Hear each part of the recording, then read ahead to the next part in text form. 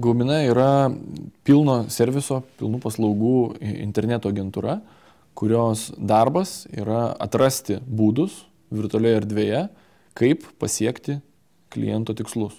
Mūsų darbas apima nuo pačių tyrimų, nuo išsiaiškinimų, vartotojų poreikių, toliau yra kūryba, strateginis planavimas, galvojimas, kokias priemonės internete naudosime kliento tikslams pasiekti.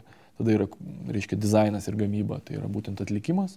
Ir tada yra, tarkim, kampanijos pravedimas, jos suvaldymas ir toliau analitika, optimizavimas, ieškojimas, kaip su efektyvesnėm priemonėm pasiekti didesnį rezultatą.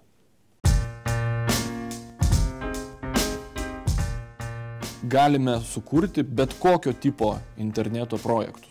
Tai spektras yra labai platus, nuo pačių paprasčiausių projektų tipų iki animacinių projektų, žaidimų ar mobilių sprendimų. Tai yra iš esmės mūsų paslaugos apima visą virtualios erdvės paslaugų spektrą ir plus turim tam tikrą metodiką, kuri būtent padeda atsakyti, kurių iš jų reikės šiam konkrečiam tikslui pasiekti.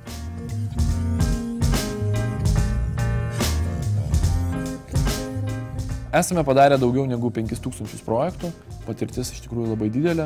Dirbame tiek su įmonėmis, kurioje dirba po vieną žmogų ir kurios įsikūrė vakar, tiek su įmonėmis, kurios yra iš lietuviško top 10 ir kurios įsikūrė prieš 50 metų. Iš didesnių vardų tai Omnitel, Švyturys, Kraft, Statoil, Microsoft. –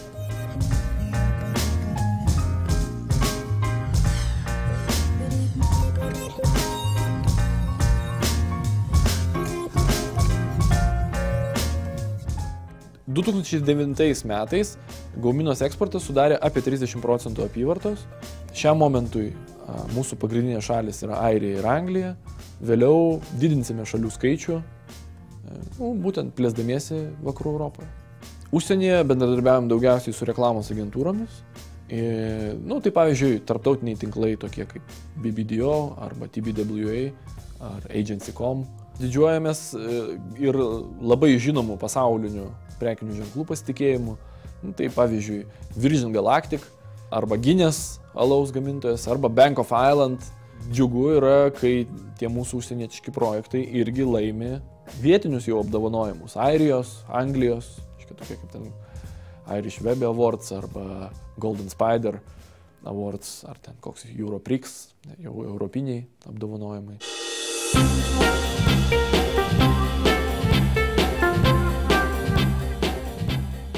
Pats didžiausias įvertinimas buvo Golden Joystick, auksinio joysticko apdovanojimas už mūsų kurtą flash žaidimą Stickman Madness. Pats Golden Joystick apdovanojimas yra vienas iš aukščiausio lygio žaidimų industrijos pasaulyje apdovanojimų, tarsi žaidimų Oskaras. Esame gavę 2 auksinius metų gaminio medalius. Gaumina buvo paskelbta Pabaltijo metų interneto agentūra 2008 ir 2009 metais Golden Hammer festivalyje. Šiaip apdovanojimų turime virš 100, kai suskaičiavome 100, skaičiuoti nustojom, tai tiksliai net ir negaliu pasakyti. Apdovanojimai atneša pasitikėjimą tavo prekinių ženklų. Tai yra ypač svarbu dirbant užsienyje ir kad tu esi pajėgus gaminti interneto tinklapius neblogiau negu vietiniai geriausi, to niekas netiki. Ir tam tu turi atnešti trečių šalių įrodymą, kad tu esi pajėgus konkuruoti su, šiuo atveju, geriausiais pasaulyje.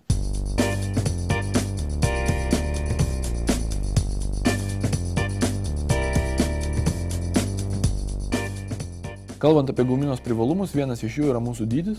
Būtent šiai dienai Gauminoje dirba apie 70 žmonių. Mes esame didžiausi Pabaltijai iš tokio tipo agentūrų. Dydis duoda labai paprastą dalyką. Jis duoda žinojimą, kad projektas bus padarytas reikiamam terminui. Antras dalykas tai yra mūsų metodologija, mūsų sugalvotas kūrybinis standartas, kaip iš verslo tikslų išgryninti funkcionalumą ar virtualias priemonės, būtent, kad internetas padėtų tų verslo tikslų pasiekti. Toliau mūsų tarptautinė patirtis, mes turime ofisą Airijoje ir dirbame Anglijoje. Taip pat komandos stiprumas, iš tikrųjų Gauminoje dirba daugiau nei 10 žmonių, kurių yra išskirtinai didžiulė patirtis. Tai yra 100 interneto projektų, kai kuriuos ir virš 500 interneto projektų patirtis. Kuriant aukščiausios kokybės produktą, yra labai svarbu, kad netgi techniniai žmonės, kurie atlieka programavimą, paveikslėlių apdirbimo darbus, suprastų kliento kontekstą. Tai yra, kad jie suprastų, kokia yra to prasmė, kodėl yra tai reikalinga. Tada iš tikrųjų mes galime sukurti aukščiausio lygio produktą, nes būtent kokybė slepiasi detalėse.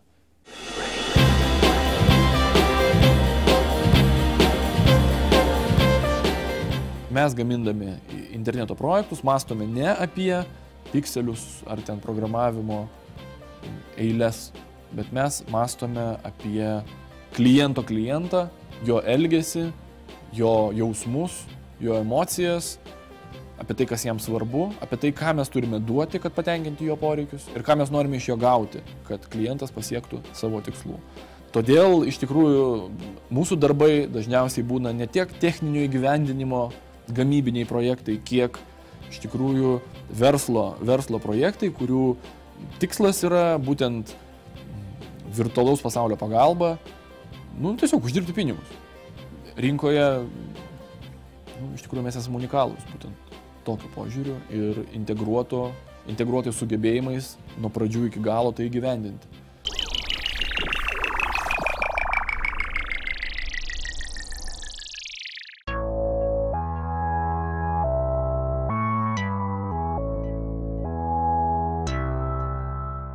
Visi žmonės informaciją supranta skirtingai.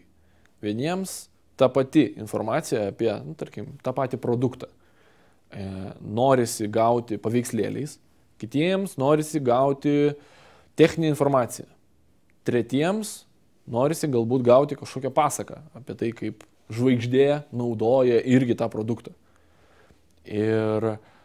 Tačiau šiuolaikiniuose tinklapiuose visa informacija yra pateikiama pagal vieną kurpalių. Todėl dalis žmonių ją supranta, bet dalis neįsikerta. Ir šiais laikais interneto puslapiuose atsirado galimybė matyti, kaip žmonės elgiasi būdami viduje. Kurie skaito, gilinasi ir būna ilgai ir po to ten atlieka veiksmą, o kurie pažiūri ir uždaro. Nesusidomi. Pačią informaciją, vieną produktą galima pristatyti labai skirtingais formatais. Galima per paveikslėlius, galima per garsą, galima per tekstą, galima per lenteles, galima per prezentacijas, galima per kažkokį interaktyvumą ar atsisiuntimą. Tų formatų yra keliasdešimt. Kuris formatų miksas tinka tam žmogaus, tai asmenybei, atspėti yra nelengva. Todėl šiais laikais yra daromos prielaidos, kad tikiuosi, kad tai, kaip aš sudėsiu tą dizainą, bus aišku. Mes pagalvojom, kad galim padaryti taip, kad kiekvienas matytų tą produktą pristatytą pagal savo mėgiamiausią formatų rinkinį.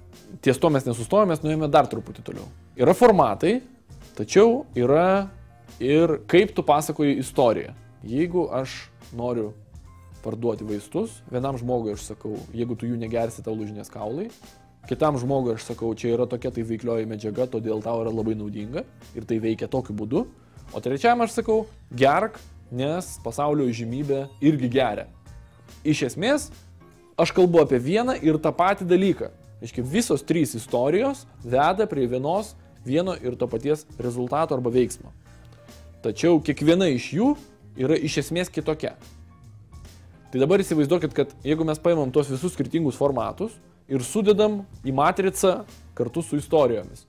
Tai yra pagazdinimo istorija, gali būti per paveikslėlius, gali būti per garsą, gali būti per tekstą, gali būti per vaizdą. Tai mes padarėme programinę įrangą, kurią prijungus prie interneto puslapio, jinai pradeda analizuoti, jinai identifikuoja vartotoją, tiksliau vartotojo kompiuterį, ir pradeda analizuoti jo veiksmus. Jinai įsijungia po 10 veiksmų, reiškia, tu atlieki 10 veiksmų, tinklapyje tokiame jisai atrodo taip pat kaip ir visiems kitiem, bet po to tinklapis pradeda keistis. Tai yra, jeigu tu labiau mėgsti paveiksliukus, paveiksliukai pas tave iššoka į pirmą planą, būna didesni, jų būna daugiau. Jeigu tu mėgsti parsisiųsti kažką, parsisiuntimo mygtukas tau į patogesnę vietą atsiranda, reiškia, didėja. Daugiau medžiagos tau siūloma parsisiųsti ir panašiai. Jeigu tu mėgsti klausytis podcastus, tau vietoj vieno podcasto prie tos temos siūlo 10 podcastų. Ir vėlgi podcastai kyla į svarbesnę poziciją, kad tau reiktų mažiau scrollinti, kad tau reiktų mažiau jų ieškoti ir taip toliau. Tai būtent šita programinė įranga leidžia suprasti žmogaus norus arba prioritetus ir sukonstruoti tą puslapį, tą konkrečiai vieną žinutę, vieną istoriją, taip, kaip jam yra geriausia. Yra toksai pasakymas, bendrauk su žmonėmis taip, kaip tu nori, kad jie su tavimi bendrautų. Tai mes jį truputį upgrade'inam su šita sistema į bendrauk su žmonėmis taip, kaip jie nori, kad su jais bendrautų. Šito produkto poreikį padiktavo ieškojimas, kaip efektyviau panaudoti interneto biudžetą. Interneto kampanijų biudžetus. Šiandien yra labai paprastas skaičiavimas.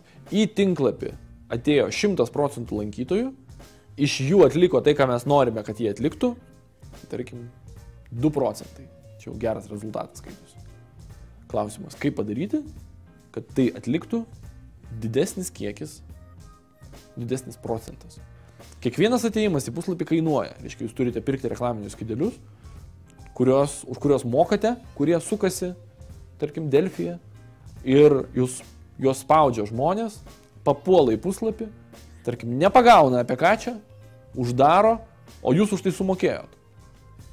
Ir todėl tas vienas atlikęs veiksmą gaunasi brangus.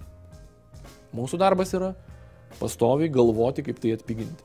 Ir šita sistema yra būdas, kaip tai padaryti.